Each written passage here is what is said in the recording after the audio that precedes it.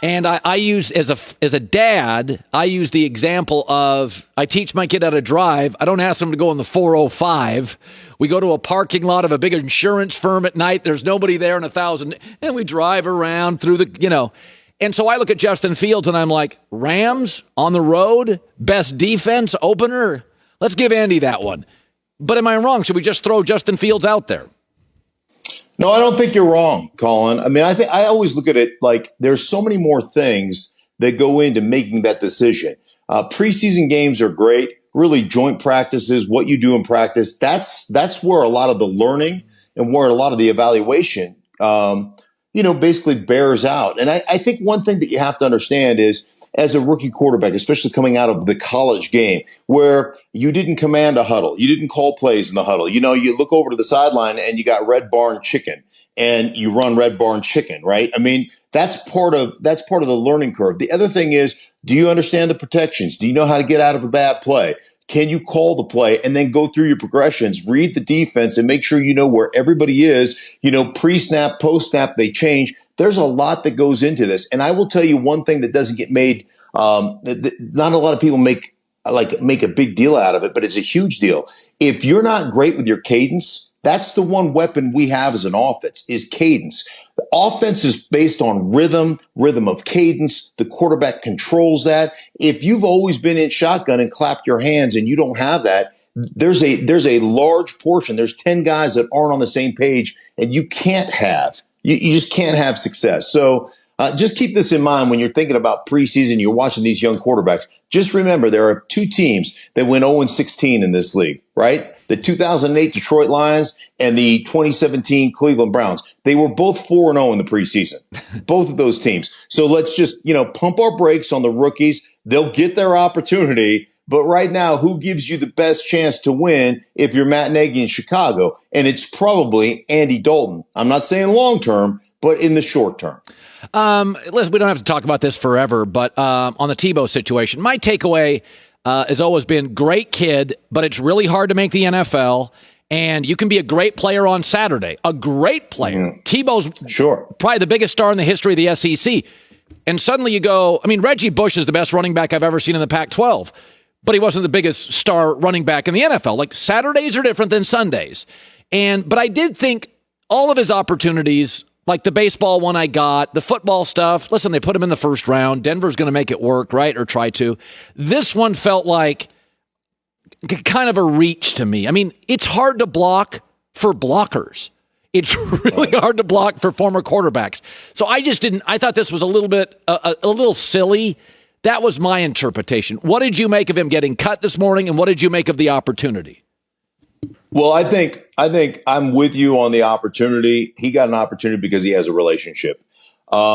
There's no greater skill in football than moving a man from point A to point B against his will. It's not natural, right? It's something that you have to constantly work on, and it's a skill like any other skill. You don't create movement on the line of scrimmage. You don't create any of that stuff because you're bigger, badder, and stronger. Everybody's big, everybody's bad, everybody's strong, everybody has bad intentions. So it comes down to your footwork, your technique, foot strike, ankle over foot, knee over ankle, hip over knee. That's how you create leverage, and you strike an up, not out, and all those things. It's the timing, it's the sequencing of your feet. All those things are exceptionally hard to do.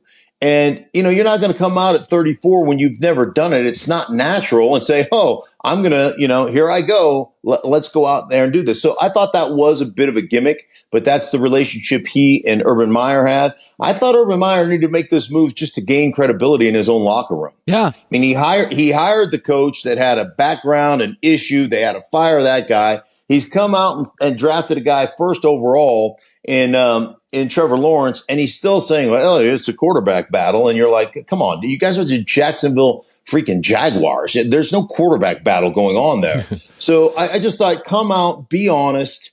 And for your players, when you see a guy that doesn't belong, if you continue to string that guy along, then the players in your own locker room look at you like, this guy has no clue what he's doing. So I thought from a credibility standpoint, Urban Meyer did what he had to do. And that was, to let Tebow go. I thought Trey Lance situation was interesting this weekend. I said every quarterback I watched, and I'll include Jordan Love in the rookie class, though he's not because I just hadn't seen him. So 6 different guys, they all showed me something. All of them showed me like, that's why he's a first-round quarterback. All of them. But the one thing I did see from all the rookie quarterbacks, when I looked at Trey Lance, I'm like, okay, in the last 580 days, he's completed 20 passes. Like, he needs to be in the batting cage. Like, he really and it's not a knock on him because I think he has great potential. But that was the one young guy I'm like, no, he's not ready. That division's too good. He's not ready yet. Your thoughts on what you saw with him? Yeah, no, I'm with you on that. I think Trey Lance obviously has unbelievable talent, yes. Right? You know what talent does, or talent gives you an opportunity. That's all talent does. It gives you an opportunity. I always joke around that talent's wasted on talented people, right?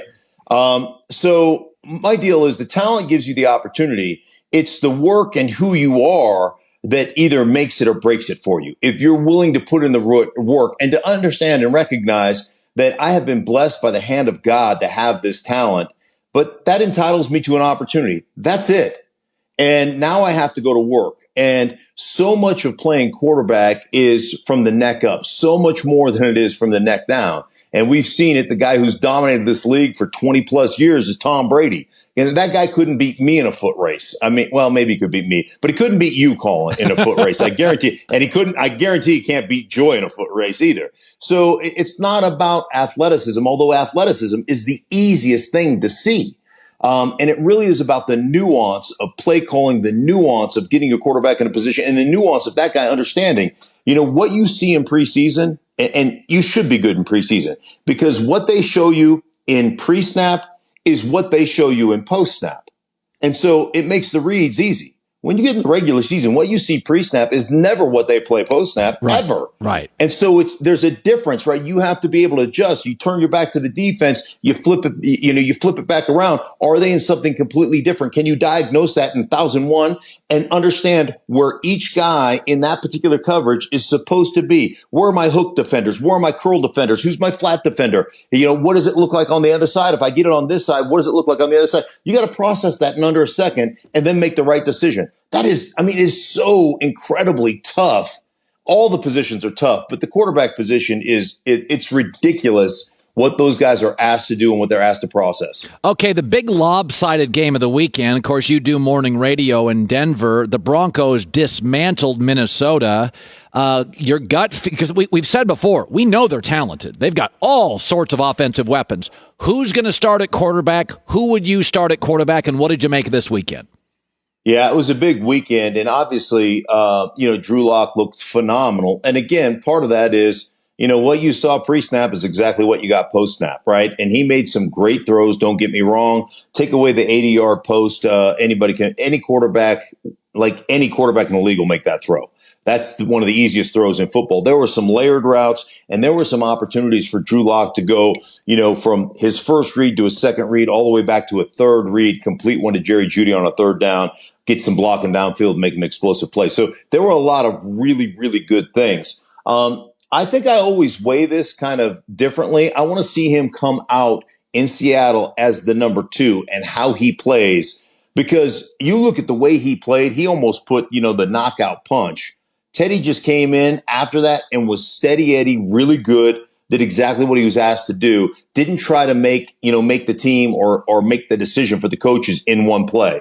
And how does Drew respond? If Teddy goes out and plays really well, does Drew respond by panicking and trying to make the big play and instead make the big mistake? Or does he approach it like Teddy? I think this week obviously is huge. Right now, if I were grading it, because you're a coach who has never won a game, again, I'll repeat, you're a coach in Vic Fangio that's never won a game in September, right? I mean, what's the song, Wake Me Up When September Ends? I mean, at some point, right, you got to say, who gives us the best chance to win? We open up with the Giants, and the Giants are one of the most complex defenses, especially on their back end in football. Does Teddy give us the best chance to win? So right now, I would say Teddy has a very slight advantage, but obviously Drew Lock is exceptionally talented. I think he's matured and he has taken on the study. And I think this competition has been the best thing for him, not to be anointed, but have to go out there and fight for a position. Mark Schlereth,